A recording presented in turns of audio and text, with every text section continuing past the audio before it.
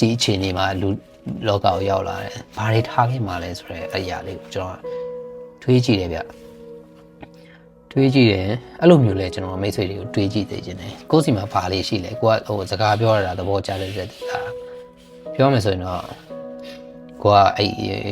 စာရေးတတ်တဲ့သူလားဂီတာတီးတတ်တဲ့သူလားကိုကအနုပညာတွေချပြတတ်တဲ့သူလားကိုကချစ်ချင်းမြတ်တာတွေတမိုးထားပြီးတော့အဲ့ဒီ sharing love sharing kindness sharing your compassion or as maybe everything to be good for you and your society right ကျွန်တော်ဘာတွေထားခဲ့မှာလဲဆိုတော့ဥပမာသူများတွေဘယ်လိုတွေထားခဲ့လဲဆိုတော့ကြည့်လိုက်ဥပမာကျွန်တော်တွေးဆိုလို့ရှိရင်တော့တကယ်ဟိုကိုသားကြီးဆိုရင်ငယ်ရွယ်နဲ့ထားခဲ့တယ်ကျွန်တော်တို့ဒါပေမဲ့သူဘာတွေထားခဲ့လဲဆိုတော့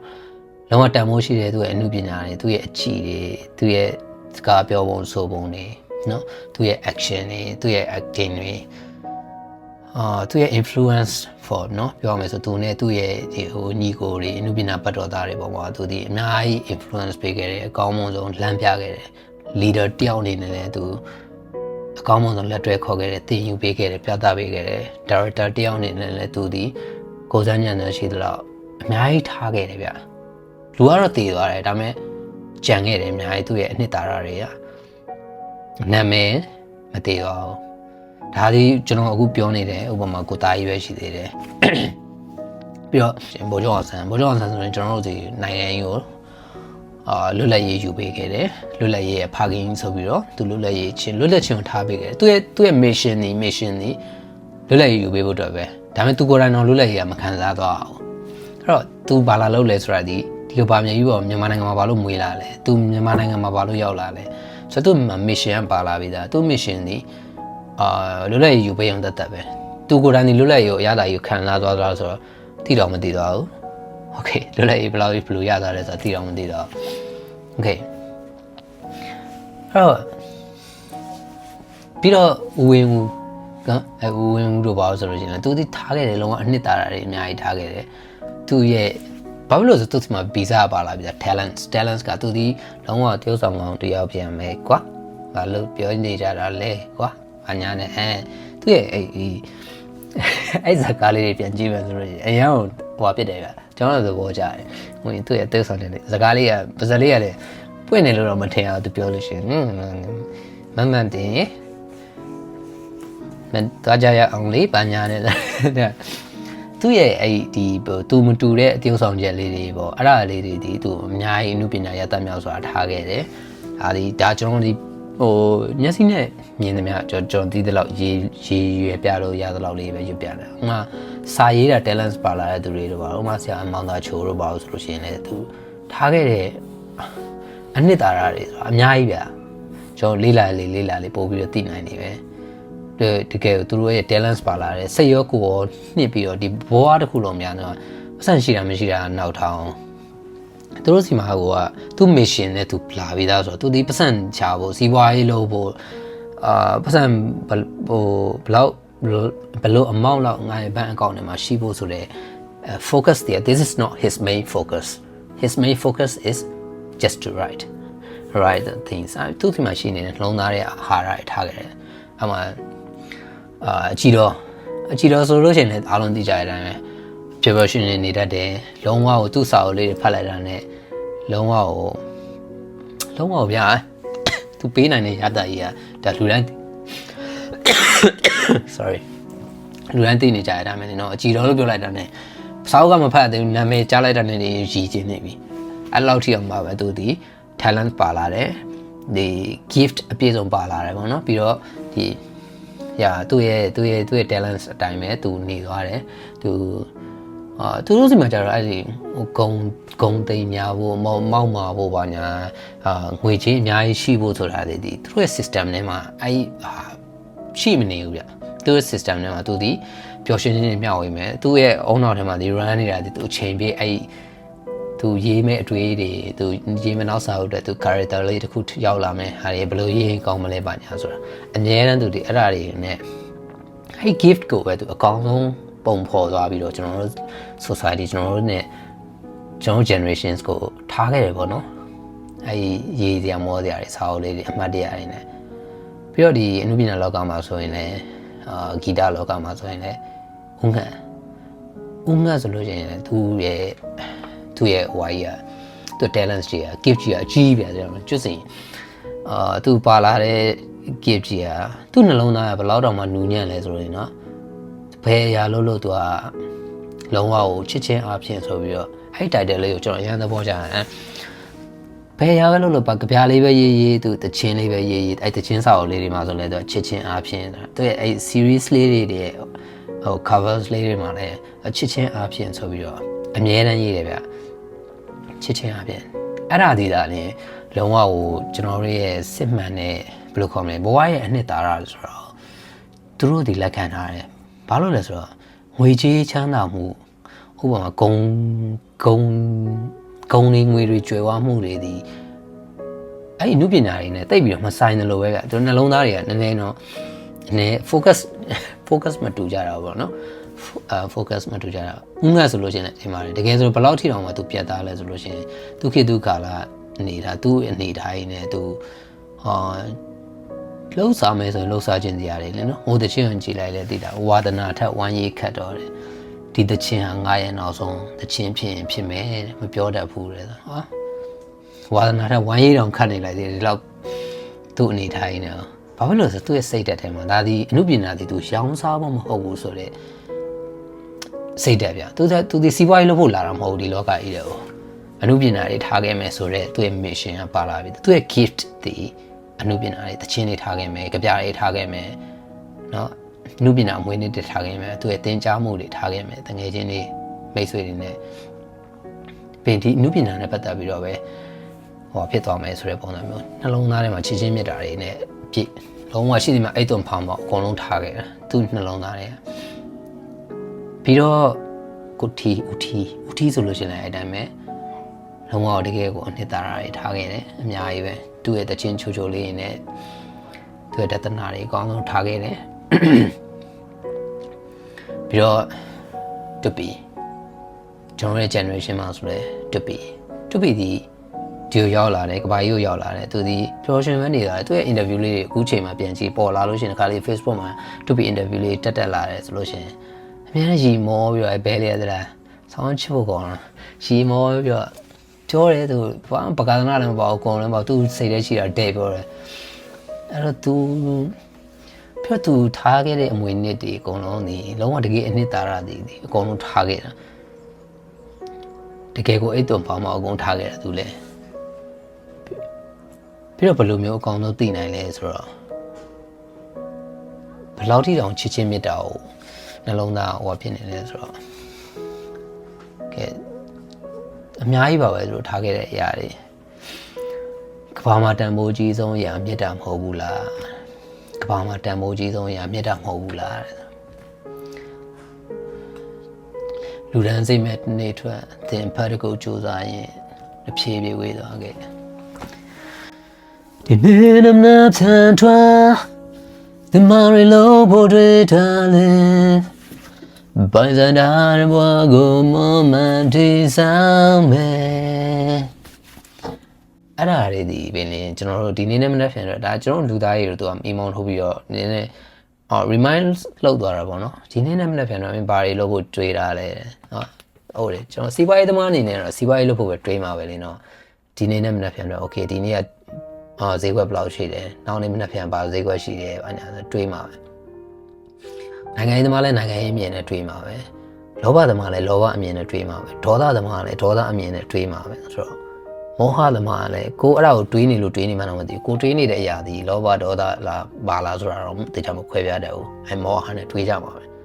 အဲ့ကျွန်တော်တို့ဒီဘာကြီးလို့ဖို့တွေးတာလဲဘိုင်ဇာနာတဲ့ဘဝကိုအကောင်းဆုံးမောမှန်တည်ဆောက်မယ်အဲ့ဒါဒီတာလည်းကျွန်တော်တို့ meaning of life ဖြစ်တယ်ဗျ the purpose of our life ကျွန်တော်တို့ရဲ့ရှင်သန်နေရခြင်းတွေပြင်လေကျွန်တော်တို့ရဲ့ရှိနေတဲ့စိတ်ထဲကဒီ gift တွေထားခဲ့ဖို့တော့ဗောနော်ကျွန်တော်ဒီမှာပါလာတဲ့ gift တွေဒီကမ္ဘာလောကကြီးမှာထားခဲ့ဖို့အဲ့ဒါဒီတာလည်းအမြင့်မြတ်ဆုံး gift ဖြစ်တယ်ဗျဥပမာဘာလို့သိနိုင်လဲဆိုတော့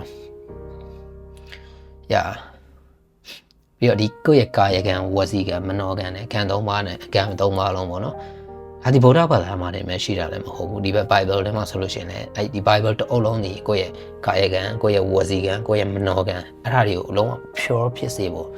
အရာအလုံးဒီဘယ်ကလာလဲဆိုတော့ခင်ဗျားရဲ့စိတ်ထဲကလာတယ်ဆိုတာဒီဗုဒ္ဓဘာသာမှာဘုရားမြတ်စွာဘုရားခေါ်ကြတာပြီဒါစိတ်ဓာတ်ရင်အဓိကဖြစ်တယ်ဆိုတာပဓာနာဖြစ်တယ်ဆိုတာအဲ့စိတ် is your mind Bible ထဲမှာဆိုလို့ရှိရင်လည်းကျွန်တော်ဒီ our mind ကိုအမြဲတမ်း gut your mind ဆိုတာအမြဲတမ်းစောင့်ကြည့်နေပေါ့ဒီတတိနဲ့တတိနဲ့စောင့်ကြည့်နေတယ်ပေါ့နော် gut your mind ဆိုပြီးတော့မှားထားခဲ့တာရှိတယ်ပြီးတော့တကယ်အဓိကအချက်ဒီပါလဲဆိုတော့ pure heart ကျွန်တော်အမြဲတမ်းပြောနေကြလို့ပဲ pure heart အများရဲ့နှလုံးသားရဲ့ဖြူစင်မှုညာဘာသာကြီးဖြစ်ပါတယ်ညာဘာသာဝင်ဖြစ်ပါတယ်ဆိုတော့ဘာသာနှုတ်ကပြောနေတဲ့ title တွေကတော့ဖြစ်ချင်တိုင်းဖြစ်ရင်ဖြစ်နေလိမ့်မယ်နှုတ်ကတော့ဒီဘာသာဝင်ဖြစ်ပါတယ်ဘယ်ဘာသာဝင်ဖြစ်ပါတယ်ညာဘာသာဝင်ဖြစ်ပါတယ်ဒါပေမဲ့ is your heart is not pure your heart is full of ဖြစ်နေလောဘတွေနဲ့ပြည့်နှက်နေတဲ့နှလုံးသားဒေါသတွေနဲ့ပြည့်နှက်နေတဲ့နှလုံးသားမောဟတွေနဲ့ပြည့်နှက်နေတဲ့နှလုံးသားမောဟတွေနဲ့ပြည့်နှက်နေတဲ့နှလုံးသားဆိုတာဒီ is lack of wisdom ဆိုတာမျိုး Bible ထဲမှာသင်ရတယ်အဲ့တော့လောဘဆိုရယ် greed အကြောင်းတွေဒေါသဆိုရယ် anger အကြောင်းတွေအဲ့ဒါတွေကို control လုပ်ဖို့ခင်ဗျားတို့မိတ်ဆွေတို့အကုန်လုံးဒီ Bible ထဲမှာဖတ်ကြည့်တာ ਨੇ ပို့ပြီးတော့သေးသေးချာချာနားလည်နိုင်တယ်ဗောနော်။အဓိကအဲ့ခုနကပြောသလိုမျိုးပဲကျွန်တော်တို့ဒီ title တွေကိုအများကြီးဦးစားပေးနေကြတယ်ဗျအခုဒီ kid ကျွန်တော်တို့ဒီ generation မှာဒီ generation စီ title တွေအများကြီးဦးစားပေးကျွန်တော်တို့ဒီဥမာဘယ်ဘာသာဝင်ဖြစ်ပါတယ်ညာဘာသာဝင်ဖြစ်ပါတယ်ဟိုဘာသာကိုးကွယ်ပါတယ်ဒီဘာသာကိုးကွယ်ပါတယ်ငါတော့ဘယ်ဘာသာမှမကိုးကွယ်ပါဘူးဆိုတော့အရာမျိုးထက်ကျွန်တော်တို့နှလုံးသားရဲ့ဖြူစင်မှုကိုကျွန်တော်တို့ကိုယ်တိုင်ဒီ testing လုပ်ရလိမ့်မယ်အဲ့တော့ခုနပြောလို့ပဲဒီ company တစ်ခုမှာဘယ်လိုယာတုံးနဲ့လုပ်နေပါတယ်ဆိုတာထက်ပိုပြီးရေးကြည့်တာဘယ်လိုစိတ်ဓာတ်နဲ့လုပ်နေလဲဆိုတာအရေးကြီးတယ်ဘယ်လိုနှလုံးသားနဲ့လုပ်နေလဲဆိုတာပိုရေးကြည့်တယ်။ကျောင်းမှာစာသင်နေတယ် okay ဟုတ်ပြီစာသင်နေတယ်ဘယ်လိုစိတ်ဓာတ်နဲ့စာသင်နေရလဲယာရုပေါ်ကြည့်ယာရုတိုးခြင်းလို့စာသင်နေရလားငါယာရုဒီယာရုနဲ့ဘယ်သူမှမသင်နိုင်ဘူးဆိုတဲ့စိတ်မျိုးကြီးနဲ့သင်နေတာလားဒါမှမဟုတ်ကိုယ့်ဤစီမှာတတ်ထားတဲ့ပညာကိုသိထားတဲ့စိတ်ဓာတ်ပညာကိုဆရာတယောက်အနေနဲ့နော်ဆရာတယောက်အနေနဲ့တုံးကကိုယ့်ရဲ့တပည့်တွေပေါ်မှာစေတနာမေတ္တာမုဒိတာဂေယုဏအစရှိသဖြင့်အဲ့ဒါတွေနဲ့ကိုယ့်ရဲ့ကျင်နာခြင်းတွေအကုန်လုံးနဲ့သင်နေတာမျိုးလား။ဒါမှမဟုတ်ပတ်စံရရုံမို့လို့သင်တယ်။ဒီဝိုင်းကိုသင်ရတာလုံးဝအမြတ်တယ်။အကုန်လုံးကလေးတွေအကုန်လုံးတထေးတွေကြီးပဲ။သင်ခြင်းတဲ့သူတွေမှအများကြီးဒါကျမမို့လို့ဒီဝိုင်းကိုင်းနိုင်တာဟိုဘက်ဘေးကတယောက်တို့ပါလို့ဆိုလို့ရှိရင်နားတော့မကတ်နိုင်ဘူးပါညာ။အဲ့လိုစိတ်မျိုးနဲ့စာသင်နေတာလား။မှန်တယ်နော်အဲ့ဒါဘာသာရေးမဟုတ်ဘူးနော်။အဲ့ဒါဒီဘာသာရေးနဲ့မဆိုင်ဘူးကိုဘာသာရေးဆိုတာလေတကယ်ကြတော့ is your purity of your heart တကယ်ကြတော့ is how pure your heart is လူသားတယောက်အနေနဲ့ဖြူစင်နေ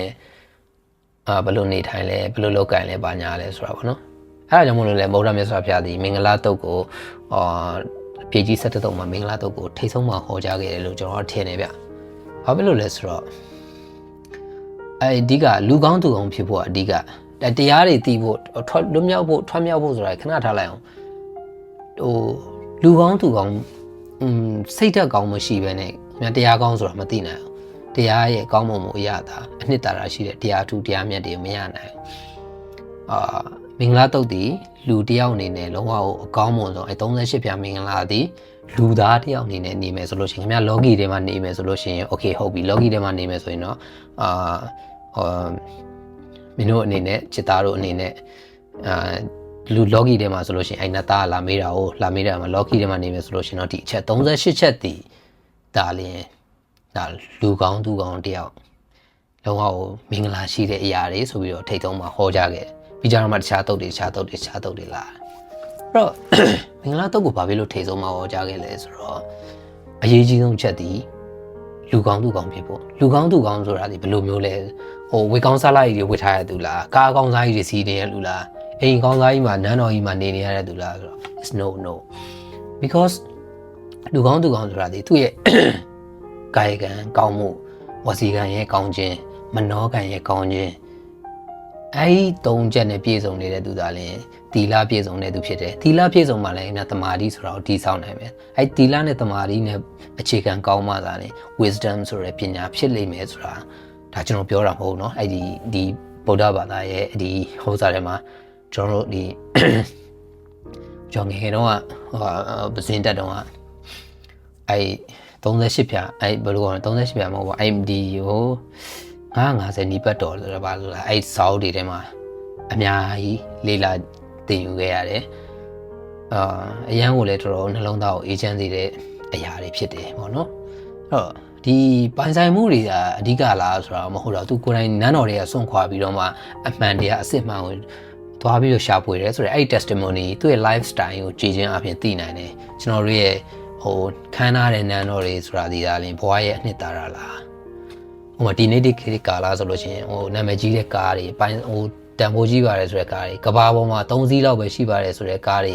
တင်ထားပြီဆိုတာနဲ့ကိုကတကယ်တန်ဖိုးရှိတဲ့သူဖြစ်နေပြီလားဆိုတာတော့ပြန်စဉ်းစားကြည့်ဖို့လိုတယ်ဥပမာRolls Royce တွေစီးတိုင်လို့ကိုကတန်ဖိုးကြီးတဲ့သူဖြစ်နေရလား Rolex တွေ4-50လုံးလောက်ဗီဒီယိုထဲထည့်သိမ်းထားနိုင်ုံနဲ့ကိုတန်ဖိုးရှိနေပြီလို့ထင်နေပြီလားအဲ့ Rolex တွေ Rolls Royce တွေနန်းတော်ကြီးတွေအပေါ်မှာမောက်မာမှုတွေအာဃာတထားမှုတွေအညိုလေးထားမှုတွေမာမာနထောင်လွှားမှုတွေပြည့်နှက်နေတာလားဆိုတာမျိုးကဒါဗုဒ္ဓပြောဆိုခဲ့တာပဲဖြစ်ဖြစ် Jesus Christ အနေနဲ့ပြောပြခဲ့တာပဲဖြစ်ဖြစ်ဘယ်လိုပဲဖြစ်ဖြစ် Jesus Christ ကလည်း Bible ထဲမှာ be humble ဆိုတဲ့အရာကိုတေချာပြောခဲ့တယ် humble humility ဆိုတဲ့ခင်ဗျားတို့လူကိုလူချင်းဆက်ဆံနိုင်တဲ့စိတ်ထားမျိုးလူသားချင်းစာနာမှုကိုပြောရမယ်ဆိုတော့အဲ့ဒီတကယ်ကြတော့ပြောရမယ်ဆိုရင်တော့အဲ့ဒီ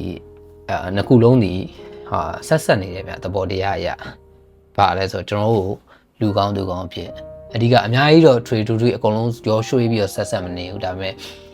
ဘယ်လိုဆက်နေလဲဆိုတော့အဓိကကိုယ့်ရဲ့ကာယကံဝစီကံမနောကံကိုယ့်ရဲ့နေ့စဉ်နေတိုင်းပြီးကြုံတွေ့ရတဲ့သူတိုင်းကိုယ့်ရဲ့ပတ်ဝန်းကျင်ကိုကျွန်တော်တို့ဒီအဲ့လိုလောဘဒေါသမောဟတွေနဲ့ကိလေသာတွေပေါ့စိတ်ရဲ့အညစ်အကြေးတွေနဲ့ပြောဆိုဆက်ဆံနေတာလားဒါမှမဟုတ်ကိုယ့်ရဲ့ဖြူစင်တဲ့နှလုံးသားတွေကိုဘေးဆက်နေတာလားနေ့စဉ်နေတိုင်းပေါ့မှာအဲ့ဒါတွေဒီကျွန်တော်တို့ရဲ့စစ်မှန်တဲ့ values တွေဖြစ်တယ်ပေါ့နော်ကျွန်တော်တို့အကောင်းဆုံးထားခဲ့နိုင်တာဒီကျွန်တော်နှလုံးသားတွေကစစ်မှန်တဲ့ကာယကံစစ်မှန်တဲ့ဝစီကံတွေစစ်မှန်တဲ့မနောကံတွေနဲ့ကျွန်တော်တို့ရဲ့နေ့စဉ်နေတိုင်းကိုဖြတ်တန်းနေတာလားပိုင်ဆိုင်မှုတွေဆိုတာတော့အချိန်တန်တော့မဟုတ်ပါဘူးတခါလေအခုဒီလောကထဲမှာနေမထွက်သွားခင်မှာပဲကိုယ်နဲ့မထိုက်လို့ရှိရင်မပိုင်ဆိုင်ဘူးလေထားခဲ့ရတာမျိုးပဲအချိန်တန်ဥပမာဆိုကြပါစို့ကျွန်တော်တို့ကျွန်တော်ဒီအခုဒီစာချုပ်လေးအိမ်လုံးဝယ်လိုက်တယ်ဆိုပါစို့စာချုပ်တစ်ခုနဲ့တေချာချုပ်ထားပြီးတော့အဆန်နေအပုံပေးလိုက်တယ်ပုံပေးလိုက်ပြီးတော့စာချုပ်လေးနဲ့အိမ်ဝယ်လိုက်တဲ့အခါမှာကျွန်တော်ပျော်နေပြီအိမ်တလုံးရလိုက်တာကိုပျော်နေရပေါ့ဒါပေမဲ့တကယ်ကြောင့်ကျွန်တော်ပိုင်ဆိုင်လိုက်တာဒီစာချုပ်လေးနဲ့အတူတူဖြစ်တယ်ပြီးတော့ပျော်ရွှင်နေချိန်နဲ့နေအဲ့စာချုပ်လေးပုံမှာမှုတည်ပြီးတော့ချိန်နဲ့နေတဲ့စိတ်လေးကနေပြီးတော့တယောက်ကဖုန်းဆက်လာဟဲ့အောင်မင်းစာချုပ်ကအတူကြီးအဲ့ကြောင်းနေသူကလူလေးမင်း scan မိသွားပြီပါညာဆိုလို့ရှိရင်ကျွန်တော်ကဒီစာချုပ်ပုံမှာမိတည်ပြီးတော့ဖြစ်နေတဲ့ပျော်ရွှင်ချိန်နဲ့မှုဒီချက်ချင်းကိုလုံးဝပြောင်းလဲသွားပြီးတော့တောကားတွေများပြီးသွားပြီးငါငွေတော့လိန်ကန်လာပြီပါညာဆိုတော့တောကားတွေပါညာအကုန်လုံးဓာတ်လျှောက်လိုက်လာမှာပဲလေနော်တကယ်ကျတော့အဲ့ပိုင်ဆိုင်မှုဆိုတဲ့ကိုပိုင်ဆိုင်ပြီလို့တော့ထင်ထားတာပဲဒါပေမဲ့တကယ်ကျတော့ဆုံးချုံသွားတဲ့နေရာလည်းဖြစ်နိုင်တယ်။နောက်မှအဲ့စာချုပ်ဒီအစ်စ်ပဲထားလိုက်ပါဦး။ကြောင်းအဲ့စာချုပ်မီးလောင်သွားတာတို့ဘာလို့ဆိုလို့ရှိရင်အဲ့အိမ်ကြီးကကျွန်တော်နဲ့မဆိုင်တော့တကယ်ကျတော့ကျွန်တော်ကပတ်စံတော့ပေးထားရတယ်။ဆိုတော့အဲ့ဒီပိုင်ဆိုင်မှုတွေအပေါ်မှာကျွန်တော်တို့ဒီအယုဝတ္ထုပိုင်ဆိုင်မှုတွေအပေါ်မှာတကယ်ပဲကိုယ့်ရဲ့စိတ်ကိုsecure ဖြစ်နေနိုင်လားပေါ့နော်လုံခြုံမှုပေးနိုင်လားစိတ်ထဲကျေနပ်မှုပေးနိုင်လားဆိုအတိုင်းအတာတစ်ခုတော့ဟုတ်တယ်ဥပမာအိမ်ကြီးပိုင်ဆိုင်နိုင်တော့ကျွန်တော်ခီးသွားတဲ့အခါအိမ်မှာနေနိုင်တယ်အိမ်ကြီးအိမ်ကောင်းလည်းဖြစ်အခုပိုင်ဆိုင်တဲ့အခါကောင်းအောင်နေနိုင်တယ်ပေါ့ဒါပေမဲ့အဲ့ဓာတွေပေါ်မူတည်ပြီးတော့လုံးဝဓာဟီတွေပေါ်မှာမူတည်ပြီးတော့မှအိမ်မာနာတွေမဖြစ်စေဖို့ အလုံးဝ attachment ဖြစ်မနေစေဖို့ကျွန်တော်ပြောရလည်းမဟုတ်ဘူးเนาะကျွန်တော်ကဒီဗုဒ္ဓဘာသာဟောကြားခဲ့တာတွေနဲ့ဒီ Christianity ရဲ့ဒီ Bible ရဲ့အရာလေးနဲ့ထောက်ပြပြီးတော့ကျွန်တော်တို့ရဲ့နေ့စဉ်ဘဝမှာကျွန်တော်ရဲ့ညီငယ်ညီမငယ်လေးတွေတူမလေးတွေ next generations လေးတွေမှာဒီလိုမျိုးစင်ကျင်နိုင်အောင်လို့ပေါ့နော်အကောင်းဆုံးနေထိုင်နိုင်အောင်လို့ပြောရမယ်ဆိုရင်တော့ဒီလူသားကောင်းမွန်တဲ့လူကောင်းသူကောင်းတယောက်ဖြစ်ဖို့ပေါ့လူကောင်းသူကောင်းဆိုတဲ့အရေးသေးကိုလည်းပစ္စည်းကောင်းတွေသုံးနိုင်လို့လူကောင်းလားဆိုတာမျိုးထက်ပိုင်ဆိုင်ထားတဲ့အရာတွေကောင်းကြီးတွေပိုင်ဆိုင်ထားတဲ့လူကောင်းလားဆိုတာမျိုးတဲ့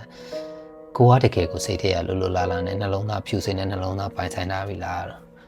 ဘာလို့ပြီးရင်ခုနပြောခဲ့သလိုမျိုးပဲနှလုံးသားလူမိုက်ဆိုတာနှလုံးသားလှတယ်ဆိုနှလုံးသားလှတယ်ဆိုတော့သူကလူမိုက်မဟုတ်တော့နှလုံးသားလှတယ်ဆိုတဲ့ကသူဒီလူမိုက်စိတ်နဲ့မှမပါတော့အဲ့တော့ကလေးနဲ့အရန်ကိုသဘောကျတယ်ပြီးတော့ဦးကျော်ထားခဲ့တဲ့အားဆိုလို့ရှိရင်လည်းသူက gift ဦးကျော်ထားခဲ့တဲ့ gift ဆိုလို့ရှိရင်လည်းအကြီးပြသူကသူ့ရဲ့ဘယ်သူမှလည်းမမိနိုင်ဘူးเนาะကျော်ဟင်းရဲ့ action တို့the acting တော့သူကျော်ဟင်းရဲ့ငယ်ဘဝကျွန်တော်မှဦးကျော်ထားခဲ့တဲ့အရာလည်းအများကြီးပဲเนาะသူ့ရဲ့တရုပ်ဆောင်မှုတွေဟိုငယ်ကကားလေးဆိုတော့အရန်ချစ်ဖို့ကောင်းတော့ဦးကျော်တော့သူ့ထားနေသူမိုက်တယ်ကောပြီးသူရဲ့ live ဘယ်လိုကောင်းသူ့ biography ပေါ့သူ့ဖြတ်တန်းခဲ့ရတဲ့ဘဝရဲ့ဖြစ်စဉ်ပေါ့သူ့ lifestyle testimony ပေါ့အဲ့ဒါလည်းအရန်ကိုသဘောကျဖို့ကောင်းတယ်ဗျသူကပြီးတော့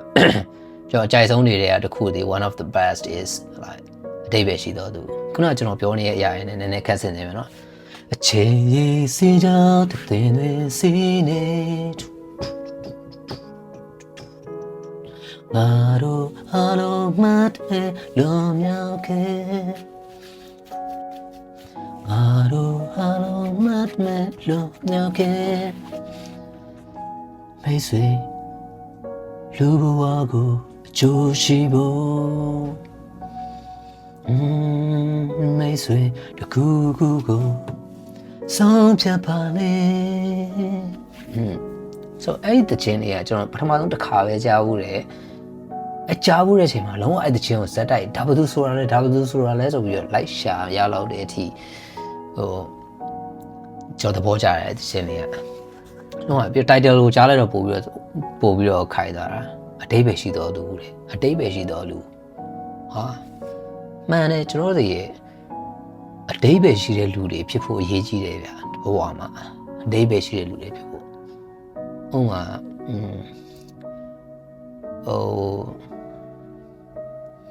ပတ်စံရှိတော်သူဆိုတာဒီကောင်းပါတယ်ဒီလောကအနေတိုင်းပတ်စံနေများကြီးဆိုတော့ကောင်းတဲ့ဘက်ကနေပြီးတော့အသုံးချရင်တော့ကောင်းတာပေါ့နော်မကောင်းတဲ့ဘက်ကကျင်းတယ်ဆိုတော့မကောင်းတဲ့ဘက်ကရောက်သွားတယ်ကောင်းတဲ့ဘက်ကဘယ်လိုကျင်းလဲဆိုပတ်စံရှိတော့သူများတွေကိုကူညီနိုင်တယ်သူများတွေကိုလှူတိုင်တန်းနိုင်တယ်ပတ်စံနေရှိရင်ဒါနတွေအများကြီးပြုနိုင်တယ်ကျောင်းတွေအများကြီးစောင့်နိုင်တယ်ပတ်စံနေရှိရင်ဘယ်လိုပဲဖြစ်ဖြစ်သာသနာပြုနိုင်တယ်ပါညာကောင်းပါတယ်ကျွန်တော်ဒီ Christianity ဘက်မှာဆိုလည်းပတ်စံဆိုတာလိုတာပဲလေနော်ပတ်စံနေရှိတော့မှchurch တွေဆောက်တယ် orphanage တွေဆောက်တယ် donations တွေ offerings တွေပေးတယ်ပါညာပတ်စံဆိုတာဒါဒီကောင်းတဲ့ဘက်ကကြည့်မယ်ဆိုရင်တော့သုံးတဲ့ဘက်ကကြည့်မယ်ဆိုရင်တော့ကောင်းတာတွေဖြစ်နေမှာပဲတကယ်လို့မဟုတ်ဘဲနဲ့အဲ့ပတ်စံပုံမှာမူတည်ပြီးတော့မှလောဘနဲ့ရှာတာလားမာနထောင်လာဖို့လားကိုယ့်နှလုံးသားပုံမှာအဲ့ပတ်စံပုံမှာထားတဲ့နှလုံးသားရဲ့ဖြူစင်မှုဒီဘလောက်အတိုင်းအတာမျိုးဖြူစင်နေရလဲဆိုတာမျိုးကကြတော့ကျွန်တော်စိတ်က control မလုပ်ရင်မရဘူးဗျ control မလုပ်ရင်အဲ့လောဘတွေလိုက်လာတယ်ဥပမာတချို့ကောင်းမလုပ်နေပါလေဆိုတော့ church တွေမှာ Christian church တွေမှာတချို့ church တွေမှာဆိုလို့ရှိရင်လုံးဝကို is like သူတို့ကအဲ့ဘယ်လိုကောမလဲအဲ့အချင်းပြတ်ချစားမှုပေါ့နော်သူတို့တွေမှာလည်းအများကြီးရှိတယ်အလွယ်သုံးစားလုပ်တာပေါ့အဲ့ church ရဲ့ friends တွေအကုန်လုံးကိုသူတို့ဒီ corruption တွေအများကြီးရှိတယ် church တွေမှာလည်းဘာလို့လဲဆိုတော့ church ကတချို့ church တွေဆိုရင် million နဲ့ billion နဲ့ချီပြီးတော့ offerings တွေအဲ့manage လုပ်ရတဲ့တချို့ church တွေ mega church ဆိုတဲ့ဟာတွေဘာလို့ဆိုတော့အဲ့လိုမျိုး million နဲ့ billion နဲ့ချီပြီးတော့သူတို့ရဲ့ project တွေလုပ်ရတဲ့အခါမျိုးမှာ သူတို့နှလုံးသားကိုအဲ့ငွေကြေးနဲ့စမ်းတက်တာဗျတချို့တွေက is failed really failed ဘယ်လိုလဲဆိုတော့မလွန်ဆန်နိုင်အဲ့လောဘတကယ်ဗုဒ္ဓဘာသာမြတ် point of view နဲ့ကြည့်မယ်ဆိုလို့ရှိရင်လည်းဖះလူကြီးပါတရားသူကြီးပါဆိုပြီးတော့တချို့တွေဒီဒါလူတိုင်းကိုမပြောဘူးเนาะဟိုဖြစ်တတ်တဲ့လောကတဘာဝတွေတချို့တွေဒီလောဘကိုမလွန်ဆန်နိုင်ဘူး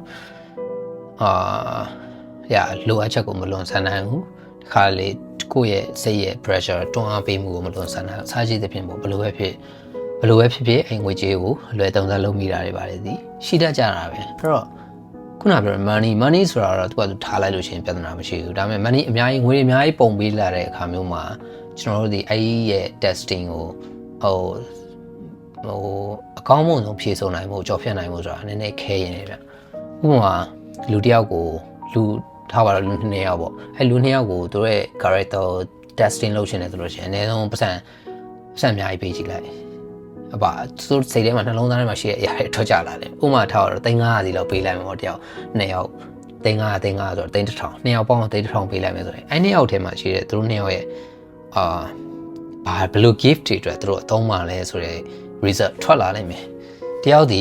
300ရလို့ရှိရင်ဟာသူ့ပေါ်တိုင်းနဲ့အသားကြီးသွားမှာကွာအချမ်းက300တော့ရလာပြီရောသွားမယ်လစ်မယ် KTV မှာတော့တစ်လားလောက် AC 8လို့တော့ရပြီပါညာဆိုတဲ့သူမျိုးလည်းရှိလိမ့်မယ်ပြီးအ300ရောလောက်သွားမင်း300ရောရတာကွာမင်းက350လောက်တော့မချီးချင်ဘူးလားပါညာပေးချင်ဘူးလားပါညာဆိုတဲ့လူလည်းရှိမှာပဲ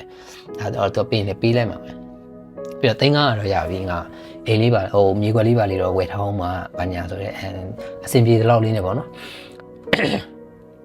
နည်းနည်းတော့ခြံထားအောင်မှာဆိုတဲ့သူလည်းရှိလိမ့်မယ်ပြီးရင်မေးသား300တော့ရလာတယ်မေးရဲ့ဒီမှာမေးတူယူလိုက်ဆိုတဲ့သူလည်းရှိမှာအမေကဒါအကုန်လုံးပေးတယ်ဗျာဆိုတော့ကြော့တယ်ဆိုတဲ့သူလည်းတာမျိုးလည်းရှိမှာပဲချော့မိမရှိလို့ဆိုလို့ရှင်လည်းမိမ300ရလာပြီငါတို့ဘာလုပ်မယ်ညာလုပ်မယ်ဆိုပြီးတော့